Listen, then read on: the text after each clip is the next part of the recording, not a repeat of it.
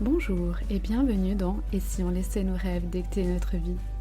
Je suis Patricia Diniz, votre guide tout au long de ce voyage. Dans ce podcast, nous plongeons dans la vie comme dans une aventure, où chaque moment est une opportunité d'explorer, de s'épanouir. Je crois en la liberté d'être.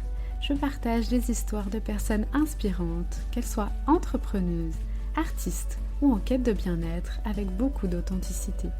Vous découvrirez aussi des épisodes en solo où je vous emmène explorer l'importance de votre corps, notre temple intérieur. Ensemble, explorons comment écouter votre cœur et votre corps, car ils ont beaucoup de messages à vous transmettre. Préparez-vous à vous laisser emporter par l'énergie de la vie, car si la vie est une aventure, imaginez tout ce que ça pourrait être. Bonne écoute!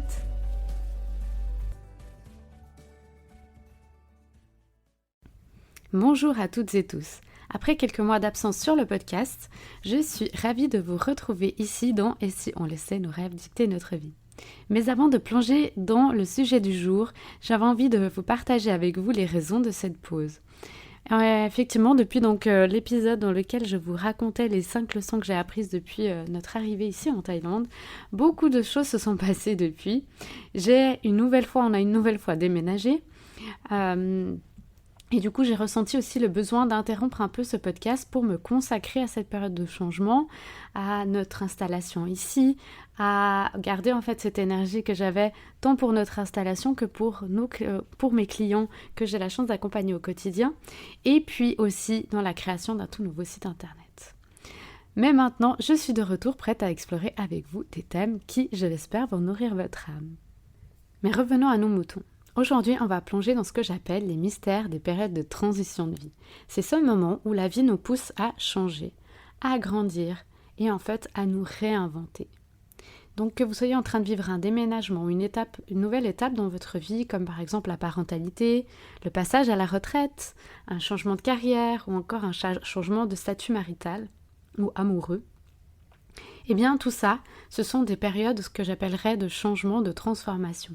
Et cet épisode est dédié vraiment à toutes les personnes qui cherchent à comprendre justement comment naviguer dans ces phases de la vie, par exemple aussi après un deuil. Ceux qui ressentent en fait le besoin d'explorer les profondeurs de leur propre métamorphose intérieure. En fait, en partageant mon expérience ici, mon déménagement en Thaïlande, on va aborder ensemble justement les défis, les découvertes et les leçons précieuses en fait que chaque changement peut apporter. Le changement, souvent, ça fait peur. Ici, on va voir en fait à quel point ça peut être révélateur. À travers des conseils pratiques et des réflexions sur la quête de soi dans un nouvel univers, je vous invite en fait à embrasser ces moments d'inconfort qui sont certes inconfortables, et d'incertitude, qui peut être aussi anxiogène, comme plutôt des opportunités de croissance personnelle. À la fin de cet épisode, je vous dévoilerai le programme d'accompagnement Métamorphose, qui est un programme que j'ai conçu pour vous aider à traverser ces périodes de transition avec confiance et vous reconnecter à votre véritable essence. Prêt à explorer les profondeurs de votre propre métamorphose personnelle, c'est parti pour ce nouvel épisode.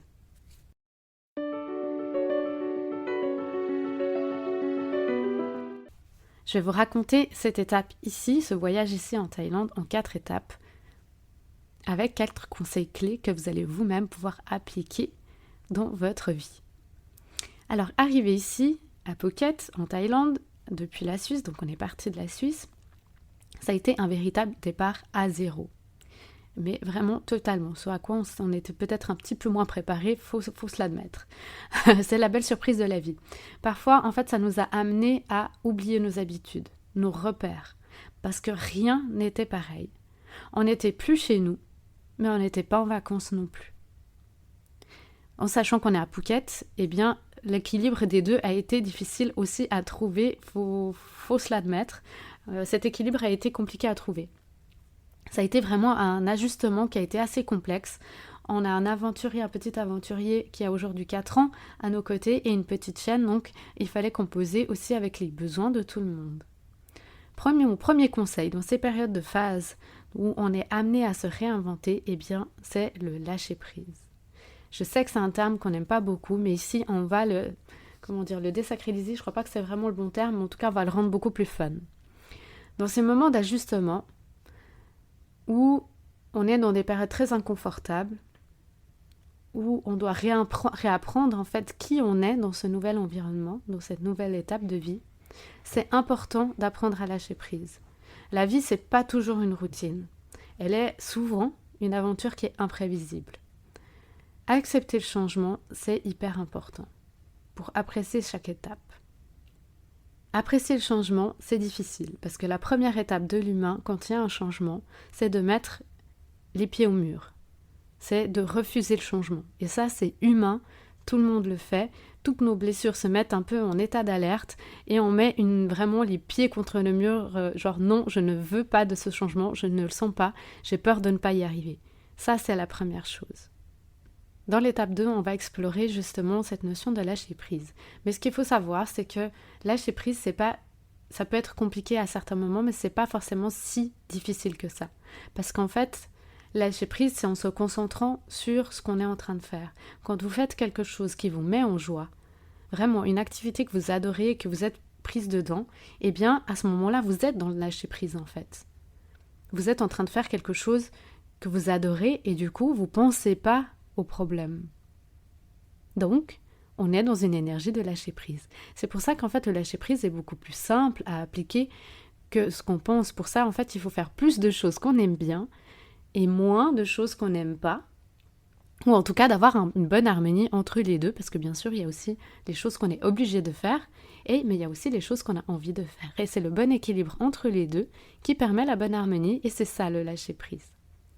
L'étape 2, on va l'appeler l'énergie d'un nouveau lieu, ou une nouvelle énergie. En arrivant ici, eh bien, il y a aussi une chose à laquelle je n'avais pas, comment on peut dire ça ? Je n'avais pas conscientisé avant, on va dire ça comme ça, c'est que je ressens énormément les énergies des lieux. Et j'ai très fortement été prise dans un tourbillon ici, où j'ai très vite ressenti les énergies qui étaient présentes sur l'île, à travers les personnes, les lieux. Ça a vraiment été comme un tourbillon émotionnel.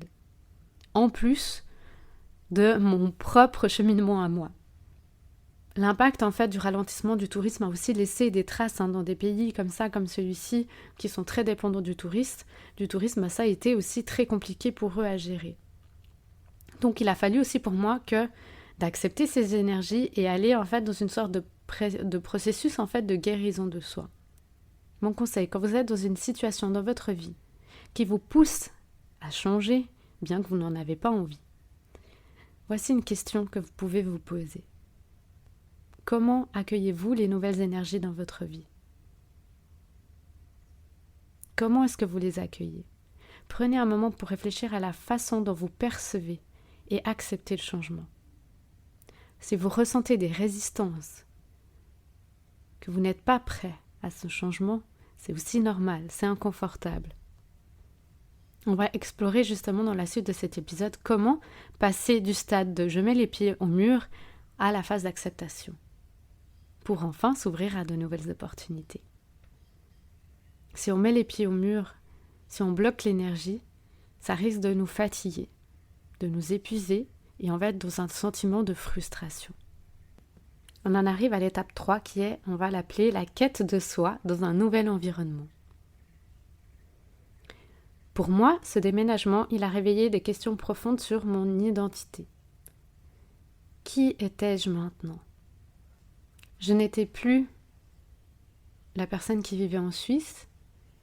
Je n'étais plus chez moi quand même ici. Et je n'avais pas envie de revenir non plus en Suisse. Ou en tout cas pas en installation définitive, on va dire ça comme ça. Et donc là, je me dis, ok, alors qui suis-je ? Qui suis-je maintenant dans cette nouvelle personne ? Loin de toutes mes habitudes. Cette recherche en fait intérieure, elle a réveillé des blessures d'âme. En l'occurrence, dans mon cas, des blessures d'abandon. La sensation d'abandonner les autres qui étaient restés en Suisse. La sensation, moi, d'être abandonnée aussi. Et ici, donc, c'est un rappel que j'ai envie de partager, que chaque changement majeur dans la vie, elle nous oblige en fait à nous réinventer. Et que c'est souvent inconfortable, mais vous allez voir que c'est pour le meilleur. Mon conseil numéro 2, c'est la guérison à travers l'adaptation. Accepter ces moments d'inconfort, en fait, ça va être une opportunité de guérison. Un processus d'adaptation qui nous emmène, en fait, à nous connaître davantage, à nous révéler sous notre véritable essence. Pour nous aider, en fait, dans cette phase d'acceptation et d'adaptation, c'est important de se donner énormément d'amour de soi. Ne pas hésiter à se faire accompagner, guider dans ce processus. Vous n'êtes pas obligé de le faire seul. C'est possible de le faire seul, mais c'est souvent un petit peu plus long et plus difficile. Accompagner, le chemin est plus doux. J'ai été moi-même accompagnée durant cette phase ici, quand je suis arrivée. Il a fallu en fait reposer des fondations, des nouvelles fondations. Ça passe d'abord par la guérison. Avant de pouvoir poser des nouvelles fondations, il faut d'abord faire un peu le ménage dans son esprit, se donner énormément d'amour pour soi et puis comprendre nos émotions. Ça, c'est la première étape. On en vient ensuite à ce que j'appelle l'étape du changement et de la réinvention. Maintenant qu'on a compris nos émotions, qu'on a pris le temps d'accepter la situation, il faut aussi se donner ce temps. Souvent, on va aller plus vite que la lumière, mais c'est aussi important de prendre le temps de faire ce chemin-là. C'est pourquoi j'avais justement suspendu aussi ces épisodes de podcast pour que je prenne le temps aussi de faire ce travail sur moi. La vie, c'est une série d'évolutions, de changements qui nous obligent à nous réinventer. Et ce, dans toute épreuve. Il y a des étapes à traverser. En fait, je vais appeler ça, ces fameuses étapes contient un changement dans notre vie. La première étape, souvent, c'est la lune de miel. C'est celle où tout est beau. D'ailleurs, dans l'expatriation, on utilise d'ailleurs ces différentes phases. Au départ, tout est beau, tout est joli. Même à l'arrivée d'un enfant. Quoique, des fois, ça peut être difficile sur le moment, mais à l'arrivée. Ensuite, mais après, voilà, il y a cette phase lune de miel, tout est beau, tout est joli. Ensuite, bam, le choc. Qu'est-ce que j'ai fait ? Qu'est-ce qui s'est passé ? Oh là là, le déni. On met les pieds au mur. Et petit à petit, vient la phase d'adaptation. On commence à s'adapter. On commence à comprendre comment fonctionner dans ces nouveaux codes de vie. Comment ça se passe ? Quelles sont les nouvelles énergies ? Petit à petit, je comprends, je m'adapte. S'adapter ne veut pas dire s'oublier. C'est composer avec le qui l'on est et de faire un doux mélange avec cette nouvelle vie qui est enfin là dans notre vie. Ce chemin fait, on en arrive à ce que j'appelle la maîtrise. On devient un expert. Un expert dans cette nouvelle étape de vie. On maîtrise les codes. On a compris comment ça fonctionnait, on a compris comment on fonctionne.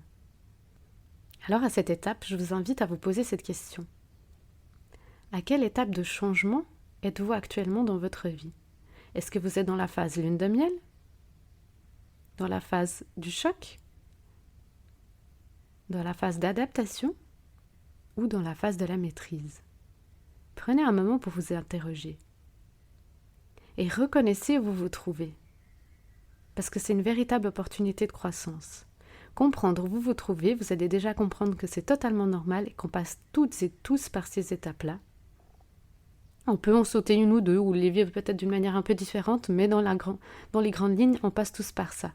Permettre de reconnaître où vous en êtes actuellement, c'est déjà vous donner de l'amour. Parce que quand on comprend ce qu'on est en train de vivre, eh bien ça nous rassure. On se sent mieux et notre confiance en nous commence un petit peu à se renforcer parce qu'on se dit « Ok, il y a une issue. Ok, je comprends. Ok, je vois comment je peux essayer d'avancer. » Je suis moi-même passée par toutes ces étapes. Je peux dire aujourd'hui, après près d'1 an et demi, que je suis plus ou moins dans la maîtrise. Il y a encore de temps en temps des petites phases d'adaptation, bien sûr, mais je suis un peu plus dans la maîtrise. J'ai compris ce que je voulais. J'ai compris ce que je ne voulais plus. Ça m'a énormément ouverte à de nouvelles possibilités. Quand j'étais en Suisse, j'étais enfermée dans ma petite routine. Aujourd'hui, sortie de cette zone de confort, alors je ne dis pas on n'est pas obligé de passer par là pour pour sortir de sa zone de confort, mais finalement, toutes nos étapes de vie nous font sortir de notre zone de confort. C'est déjà arrivé à la naissance de mon fils. À ce moment-là, déjà, j'étais dans une période de renouvellement, de changement. Ça m'a permis, en fait, de me révéler encore plus. Ici, en Thaïlande, ça m'a permis vraiment de m'ouvrir de nouvelles portes, de voir les choses sous un angle complètement différent, d'être ouverte aux opportunités, de comprendre que il n'y a pas qu'une seule façon de voir de la vie. Je le savais déjà d'avant, mais là, ça me l'a ouvert encore plus. Ici, il y a plusieurs religions qui se mélangent. Le bouddhisme, l'islam, le christianisme ou encore l'hindouisme. Et c'est extraordinaire parce qu'ils ont toutes et tous des rituels un petit peu différents, des croyances plus ou moins différentes. Et en fait, je trouve ça une preuve d'ouverture d'esprit immense. On a tendance souvent à penser, selon moi à tort, qu'il n'y a qu'une seule possibilité, qu'une seule façon de faire. Mais en fait, la vie, elle peut vous ouvrir à des opportunités qu'on n'aurait pas soupçonnées. Mais pour ça, on doit parfois passer par ces périodes d'inconfort. Et en fait, je crois surtout que le plus important, c'est d'apprendre à naviguer dans ces périodes d'inconfort.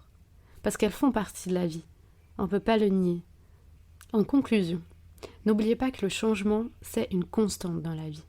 Accepter ces évolutions avec compréhension et avec amour de soi et bienveillance, c'est la clé. Apprendre à vous connaître, à cultiver cette sécurité émotionnelle. Pour moi, c'est là qu'est votre plus beau cadeau. Je l'avais dit à une amie peu de temps après que je suis arrivée ici, j'ai dit pour moi, mon principal objectif, c'est de réussir à cultiver ma propre sécurité émotionnelle. Parce que quand je me sens en sécurité émotionnelle, moi, à l'intérieur, que j'arrive à trouver ma boîte à outils qui me permettent, dans des moments d'inconfort, de me sentir moi-même en sécurité, indépendamment des autres, eh bien, ça fera que, où que je sois, quoi qu'il m'arrive, eh bien, je saurai que je peux compter sur moi. Je saurai que j'ai cette boîte à outils. Parce que la liberté, elle ne se trouve pas dans le monde extérieur, ni dans le monde matériel. Elle nous aide à nous sentir bien. Mais la liberté même, elle se trouve à l'intérieur de nous-mêmes. Quand on est libre, on se sent libre d'être qui on a envie d'être, en faisant ce qu'on a envie de faire. En cultivant notre propre sécurité émotionnelle, eh bien, c'est là que se trouve la paix intérieure. Et qu'on sait que dans des moments difficiles de nos vies, on sait qu'on peut revenir à soi. Si vous vous trouvez actuellement dans un tournant de votre vie, cherchant la guérison, la révélation intérieure, à créer votre propre boîte à outils, je vous invite à explorer mon programme d'accompagnement Métamorphose. C'est un voyage de 4 mois pour vous reconnecter avec votre véritable essence. Lors d'un de mes accompagnements, j'ai eu une personne qui m'avait écrit, qui m'a dit, je vous le dis comme elle me l'avait écrit, ça m'a aidé à me dire qu'au final, ce que je pensais être des faiblesses, que j'étais trop bête, trop sensible, trop timide ou trop distante, en fait, c'était des forces. Merci beaucoup parce que cette révélation a complètement bouleversé et changé ma perception des choses. Je m'écoute, je suis plus mon instinct et ma voix intérieure. Je crois en moi et en mes rêves. Et voilà que l'un d'eux se réalise. Merci encore pour ces belles expériences. Et je me rends compte déjà à quel point j'ai progressé depuis le début. Sans même me rendre compte, tout ce qui est déjà sorti est incroyable. Merci, merci, tu es fantastique. En fait, c'est elle qui est fantastique. Simplement que dans ces périodes justement de changement de vie, on peut se sentir très faible. Et donc la colère aussi peut revenir, ou certaines frustrations, bien justement nos blessures intérieures refont surface. Et ce qui est important dans ces moments-là, c'est justement d'aller révéler vos forces. Pas les forces dans le sens « Ah, je suis fatiguée, il faut encore que je fasse ça ». Non, ça peut être beaucoup plus doux, beaucoup plus simple, en trouvant les méthodes qui sont adaptées pour vous, que vous allez pouvoir conserver sur du long terme. D'ailleurs, elle me l'a réécrit il y a quelques temps en arrière. Elle m'a dit maintenant, à chaque fois que je vis quelque chose d'inconfortable, eh bien, je reprends tout ce qu'on a appris ensemble, je le refais, et ça m'aide beaucoup. Parce que c'est ça l'objectif. C'est pas juste de faire un changement de vie où d'avoir une méthode, d'une méthode en une fois où tout est bon, tout est oublié. Non, le but c'est vraiment de vous donner un accompagnement qui va vous permettre en fait de conserver ces clés qui vont fonctionner pour vous à vie. Et ça, vous pourrez ensuite les réutiliser à tout moment de votre vie. Parce que vous saurez que ces méthodes fonctionnent pour vous et qu'en plus elles sont simples à appliquer parce qu'elles sont appliquées pour vous. Donc on leur a fait, c'est vraiment un voyage d'exploration qu'on fait ensemble. Ce n'est pas juste une boîte à outils que je vous donne et débrouillez-vous avec ça, c'est vraiment un travail qu'on fait ensemble. Et ça passe aussi par justement reposer les fondations. Une autre personne m'avait écrit, je me rappellerai toujours, l'un de mes premiers accompagnements, elle m'avait fait confiance à mes débuts, ça m'avait énormément touchée. Elle m'avait écrit « Je tenais encore à te remercier du fond du cœur pour ces 3 mois de coaching. Ce voyage intérieur est magique. En me lançant de cette aventure, je n'aurais jamais imaginé en sortir aussi grandi. J'ai pu reprendre confiance en moi et surtout trouver ma voie. Il y a encore du chemin, mais j'ai les outils nécessaires pour aller de l'avant et ceci grâce à toi. Merci pour ta bonne humeur, ta générosité et ta disponibilité. Le but est de vous donner les outils aussi nécessaires pour aller de l'avant par vous-même. Parce que c'est de là que vous allez cultiver et développer votre sécurité émotionnelle. Dans les notes de ce podcast, vous allez pouvoir retrouver toutes les informations concernant le programme Métamorphose, un voyage de 4 mois qu'on va faire ensemble. Vous pouvez réserver votre appel découverte gratuit dans lequel on va échanger ensemble pour que je puisse répondre à vos questions. Merci d'avoir partagé ce moment avec moi. Continuez d'explorer, de grandir et de vous réinventer. À bientôt et surtout n'oubliez pas, chaque étape est une opportunité pour une métamorphose intérieure. Et voilà pour aujourd'hui dans « Et si on laissait nos rêves dicter notre vie ?» Un immense merci d'avoir partagé ce moment avec moi. Si vous avez aimé cet épisode, n'oubliez pas de vous abonner pour ne manquer aucune aventure à venir. Je suis Patricia, thérapeute en soins énergétiques et en magnétisme. Restez connectés pour les prochains épisodes où nous continuerons à célébrer la vie comme une aventure extraordinaire. D'ici là, prenez bien soin de vous et n'oubliez pas de laisser vos rêves dicter votre vie.